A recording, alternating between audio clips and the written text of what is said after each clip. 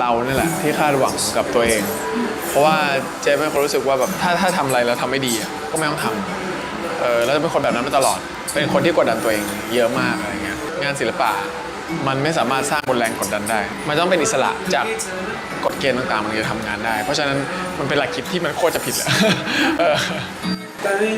เอาเธอยิ่งไม่สนใจแม้ว่ายิ่งกลางคืนตรงนั้นไม่แสนไกลเงาเดินตามที่เธอมองผ่าน เจฟคนเก่ากับเจฟนิวชัปเตอร์จริงๆมันต่างกันแค่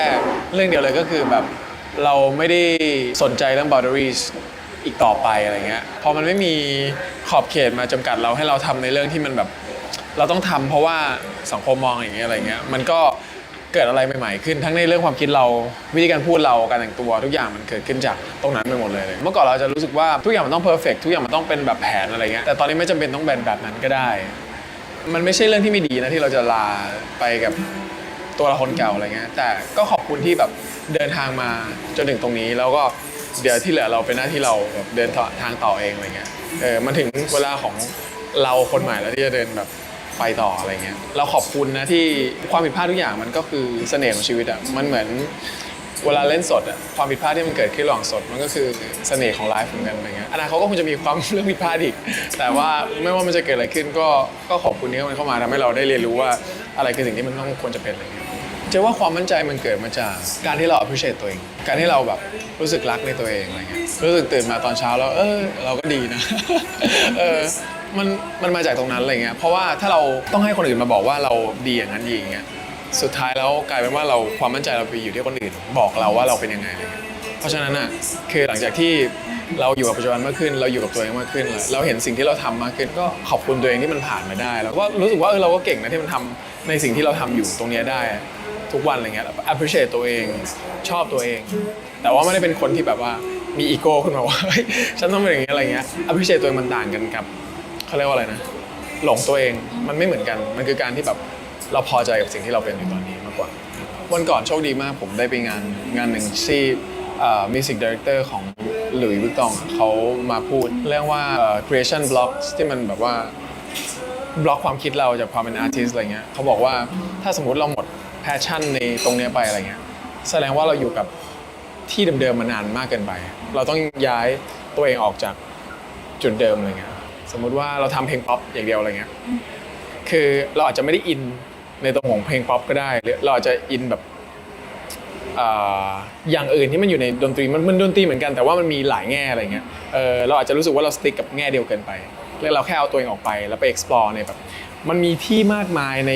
เรื่องของ passion เราที่เราไม่ได้สามารถไปแตะถึงได้อะไรเงี้ยอย่างผมเองผมไม่ได้มองว่าดนตรีคือเป็นศิลปะแขนงเดียวเลยผมรู้สึกว่าเราเป็น artist งานดนตรีอันนี้คืองานที่เรา passion ที่สุดงานแสดงงานเขียนผมก็ชอบผมอยากเขียนหนังสือของตัวเองงานปั้นเซรามิกอะไรเงี้ย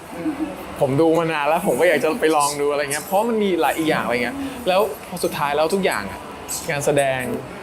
งานเขียนงานเซรามิกก็แล้วแต่อะไรเงี้ย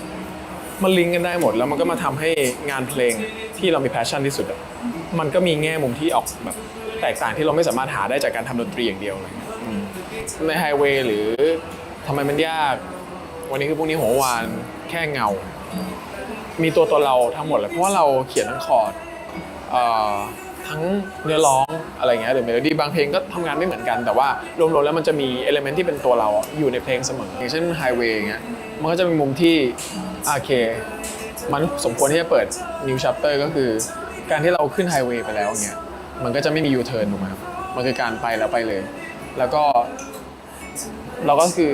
ไปจนถึงจุดหมายที่เราคิดว่าเราจะลงตรงนั้นอะไรเงี้ยมันคือการ no turning back จากตรงนี้ไปแล้วเราก็คงจะไม่กลับไปเป็นคนเดิมที่เรา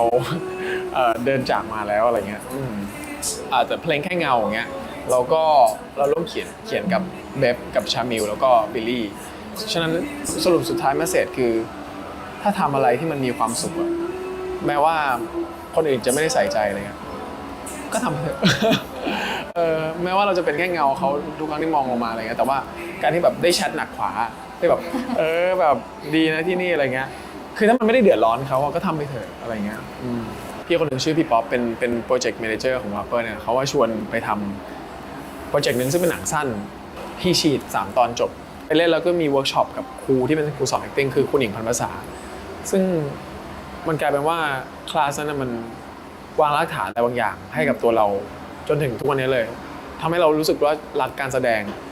แล้วทัศนคติไม่ดีกับการแสดงมันหายไปหมดเลยมันทำให้เราแอบสอบสิ่งที่อยู่รอบตัวเราได้ละเอียดขึ้นยิ่งเราสังเกตคนอื่นมากขึ้นมันทำให้เราดีเทลมากขึ้นกับการแสดงอะไรเงี้ยแล้วพอเรามีข้อมูลเยอะอะไรเงี้ยข้อมูลทางอารมณ์เราก็จะชัดเจนเรื่องแบ็คกราวด์เป็นยังไงทำไมเราถึงโกรธแล้วทุกอย่างท่าทาง body language ออกมาเองอยู่แล้วไม่ต้องฟอร์สอะไรเงี้ยก็เลยกลายเป็นว่าเข้าใจว่าเมื่อก่อนเราคือเราคิดว่าเราต้องทำยังไงอันนี้คือรู้สึกก่อนแล้วเราถึงออกทำออกมาอะไรเงี้ยมันก็ทำให้ทั้งเรื่องของการเขียนเพลงอะไรรู้สึกก่อนค่อยเขียนรู้สึกก่อนค่อยร้องทุกอย่างมันมามันเหมือนมันเกี่ยวกันได้หมดเลยคือผมพูดทุกครั้งว่าซีรีส์วายมันก็คือซีรีส์เรื่องหนึ่งเช่นคินพอสเนี้ยพอเกี่ยวกับมาเฟียมีคอนฟ lict ระหว่างสองตระกูลแล้วก็พอเกี่ยวกับความรักของคนสองคนที่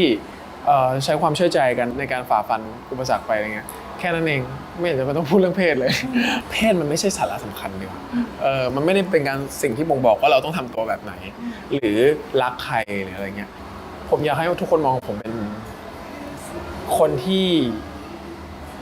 สร้างงานศิลป์อย่างซื่อสัตย์ต่อตัวเองที่แบบไม่ได้แปรเปลี่ยนไปตามแบบสภาพสังคมหรือว่าอะไรบางอย่างที่มันเข้ามาอะไรเงี้ยเพราะในฐานะอาร์ติสต์การแสดงก็คือ